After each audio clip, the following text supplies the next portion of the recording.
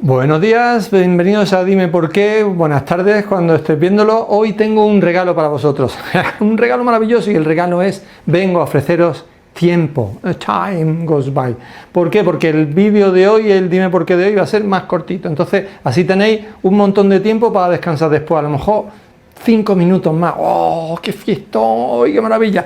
Bueno, pues el Dime Por Qué de hoy es para contaros algunas cosas sobre otorrino.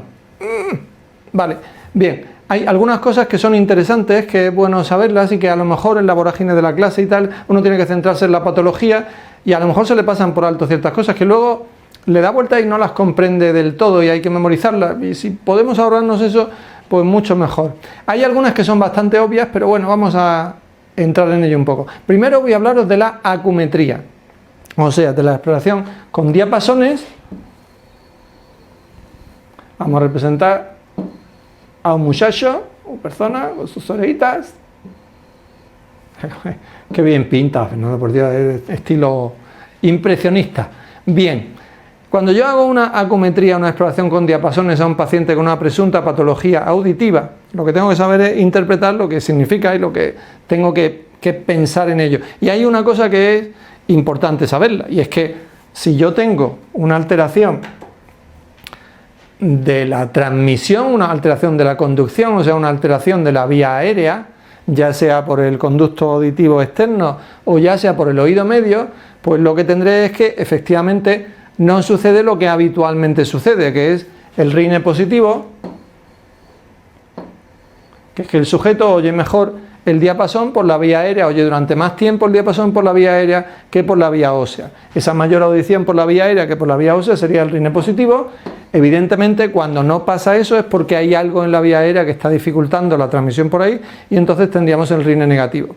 Bien, eso es fácilmente comprensible, eso no tiene mucho problema. Si el paciente tiene un problema auditivo en el oído derecho, si el rine fuera negativo significa que tiene una hipoacusia de transmisión o de conducción, y si el rine fuera positivo, seguramente nos encontraríamos que aunque el rine sea positivo, oiga mejor por la vía aérea, el tiempo de percepción auditiva, el tiempo que está oyendo el sonido del diapasón, estaría acortado.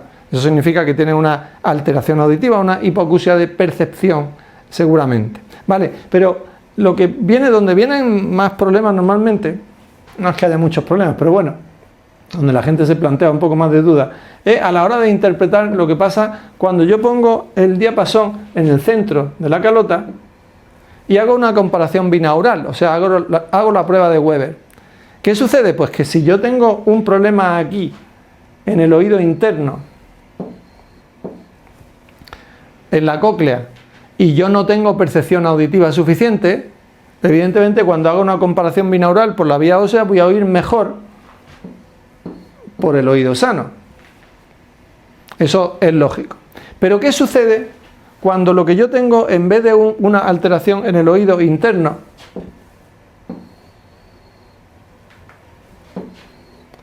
en vez de una alteración en el oído interno, lo que yo tenga sea una alteración en el oído medio, o sea, una otitis media, por ejemplo? ¿Qué sucederá? Pues que si yo tengo una otitis media y tengo taponado, estaba señalando el otro, y tengo taponado el oído izquierdo, yo por aquí no percibiré nada por la vía aérea y por lo tanto tendré, digamos, que la vía ósea más sensible, más capaz de percibir los sonidos. ¿Por qué? Porque tengo taponada esta vía aérea y mi estímulo del órgano de Corti no tiene la distorsión de todos los sonidos que normalmente hay por fuera y por lo tanto, en este caso, en el caso de que haya una otitis media, el sonido se va a oír mejor, el sonido por la vía ósea, al hacer esa comparación binaural, se va a oír mejor por el oído enfermo. O sea que vamos a hablar de un Weber lateralizado hacia el oído enfermo. Incluso si tú haces la prueba de Schwabach, que consiste en comparar tu audición por la vía ósea con la del médico, por ejemplo, siempre que el médico oiga bien, evidentemente, pues por la vía ósea, el paciente con alteración tipo otitis media va a oír el sonido durante más tiempo que el médico. O sea, va a tener una mayor sensibilidad, una mayor percepción del sonido por la vía ósea. Eso lo habéis comprobado todos además cuando tenéis el oído taponado por cualquier circunstancia, que la percepción del sonido por la vía ósea es mucho mayor por ese oído. Vale, esto era simplemente para hacer un repaso con esto de la acumetría y de datos que pueden ser más o menos interesantes. Vamos ahora a entrar en algo que es algo un poquito más complejo. La siguiente pregunta del dime por qué. Uy, le he dado esto sin querer. No sé cómo lo he hecho, pero lo he llevado para arriba. Tengo magia en la mano, magic in my hands. Vale. Dime por qué, siguiente pregunta. ¿Por qué en las hipoacusias de percepción cocleares puede existir el fenómeno del reclutamiento? ¿Por qué hay reclutamiento? O sea, ¿por qué hay una aproximación del umbral auditivo y del umbral patológico? ¿O por qué hay una distorsión de la percepción auditiva con sonidos muy grandes? ¿O hay una acusia? ¿Por qué hay ese fenómeno del reclutamiento? El fenómeno del reclutamiento, explicado así para que nos comprendamos tú y yo, es cuando le dice una persona a su abuelo: abuelo, me alegro mucho de verte, estoy muy contento de que estés aquí hoy. Y te dice: ¿qué? Que me alegro mucho de verte, que estoy contento de que estés, que no te oigo. Abuelo, que me alegro mucho. Y cuando subes la voz dice: no me grites, que no hace falta, que me duele, le molesta. O sea, está aumentada el umbral para la percepción auditiva, pero una vez que se alcanza ese umbral para la percepción auditiva, rápidamente pasa a ser una percepción auditiva dolorosa.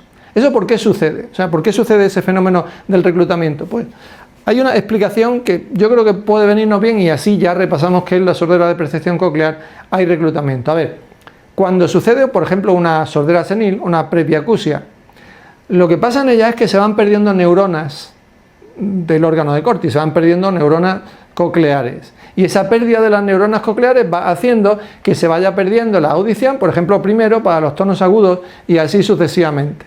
Bien, pues para explicaros por qué sucede el reclutamiento me tengo que ir a una característica del sistema nervioso que una vez incluso fue pregunta del MIR. A ver, ya sabéis que el sistema nervioso funciona como los cables de la luz, funciona por una estimulación eléctrica. Yo estimulo a una neurona, la he pintado medio regulera, da igual, pero a una neurona la estimulo y yo lo que quiero es que en algunos sistemas la estimulación sea muy precisa, muy fina y que yo quiera estimular solo a ese conjunto de neuronas exclusivamente. Si yo aquí aplico una corriente eléctrica a esta neurona, lo que puede suceder es que esa corriente eléctrica se disperse o se contagie a otras neuronas que están próximas a ella. O sea que cuando yo quiero estimular, fijaos lo importante que eso en el ojo, por ejemplo, en el oído, lo importante que es para la discriminación táctil, por ejemplo, que la neurona estimulada sea concretamente la neurona que tiene que ser, pero no las que están al lado que no tienen por qué verse estimuladas.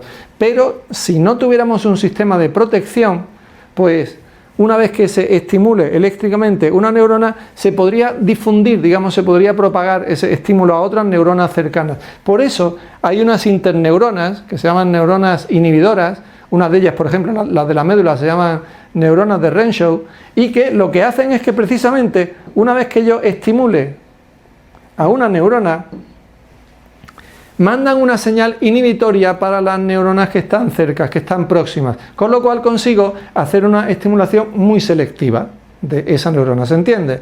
Vale, ¿qué pasa cuando hay una destrucción de neuronas en el conducto coclear? ¿Qué pasa cuando hay una destrucción de neuronas cocleares?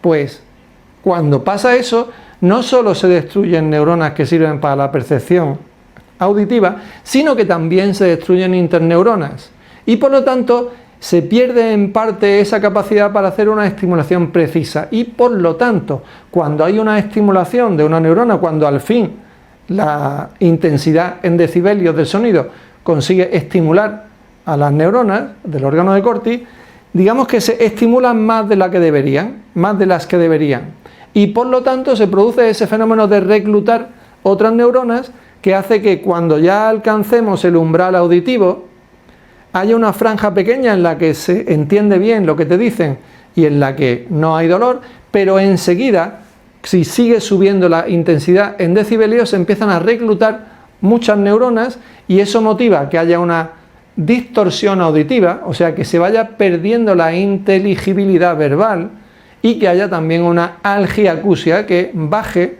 se reduzca el umbral doloroso de la audición. Ese es el fundamento, uno de los fundamentos principales, una explicación, digamos, de las más sencillas que se te pueden dar, de por qué hay el fenómeno del reclutamiento en las hipoacusias de percepción cocleares.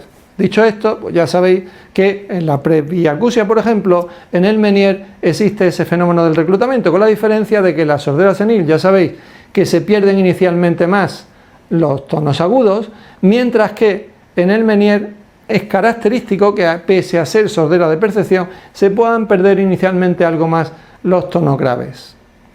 Bien, segunda pregunta respondida. Me queda otra sencilla por responder.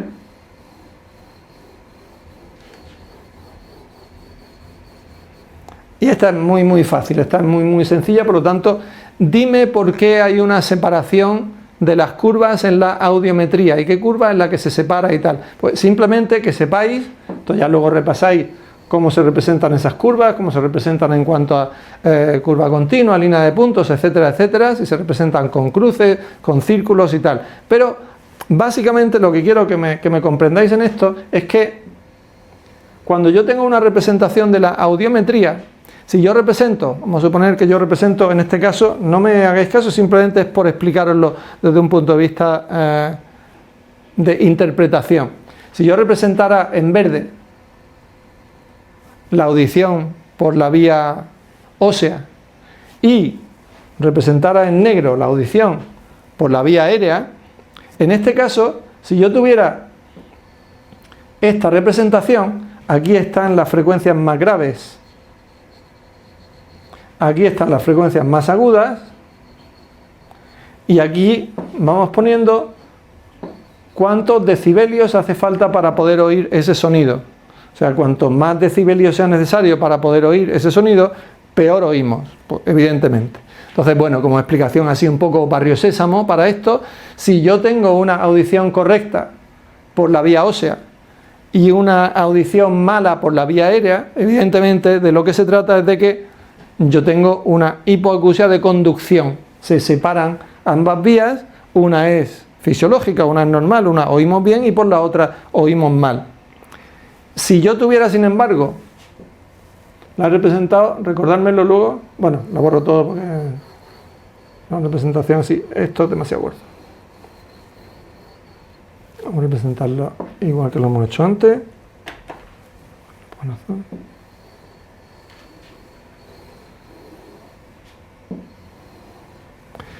Si yo tuviera, sin embargo, que tanto la audición por la vía aérea como la audición por la vía ósea, ambas las dos están superpuestas y son patológicas las dos, eso significa que lo que no funciona es la vía neurosensorial, o sea, lo que no funciona es el conducto coclear o la región retrococlear, la zona retrococlear, como puede pasar en el neurinoma del acústico. Entonces tendría una caída de ambas vías, tendría una sordera de percepción. En este caso sería una sordera senil porque han caído las dos y se cae más, peor la audición para los tonos agudos. Y la última representación, a ver si yo consigo hacerlo sin borrarlo, aquí que ya le voy pillando el puntillo, nunca mejor dicho. Y la última representación sería cuando yo tenga el siguiente registro, que pongo la vía ósea, en este caso, que está patológica,